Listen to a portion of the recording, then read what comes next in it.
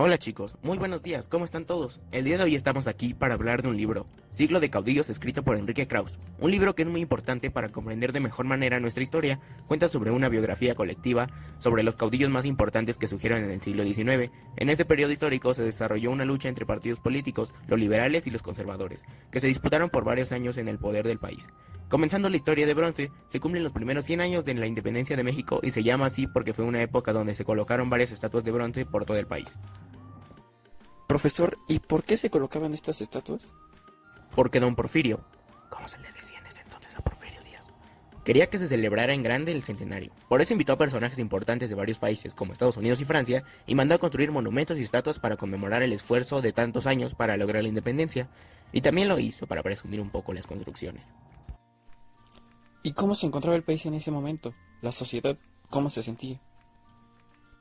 Bueno, pues la población estaba muy disgustada, ya que la desigualdad era muy marcada y era muy complicado mantener una vida estable.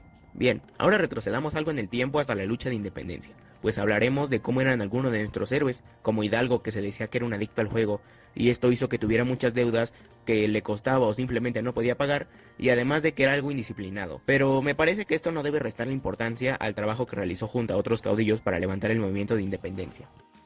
Muy bien, pues con esto creo que concluimos el tema del día de hoy. Profesor, ¿y no hablaremos de Morelos?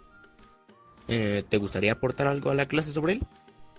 Claro, me gustaría mencionar que él fue un cura como Hidalgo y que fue muy relevante sobre todo en la segunda etapa del movimiento independentista. Muy bien, pero ¿me puedes decir cómo era como persona? Sí, él era muy humilde, estaba mucho con la gente, también era muy disciplinado, eso lo diferenciaba mucho de Hidalgo. Pues ya que estás poniendo todo, ¿sabes cuáles fueron sus logros más importantes? Fue el Congreso de Chilpancingo en 1813 y la Constitución de Apatzingán de 1814 que se basó en sentimientos de la nación.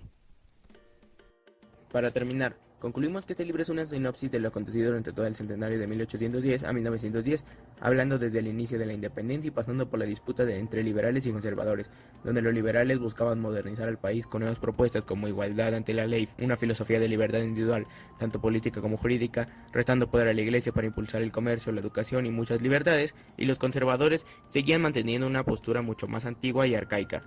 Querían mantener una monarquía centralizada con departamentos del monarca, también querían mantener los privilegios militares y eclesiásticos. Como vemos, eran ideas muy distintas, y eso se disputaron en el país por tanto tiempo.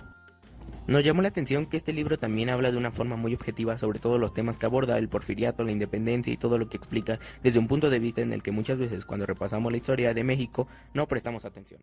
Created using Powtoon.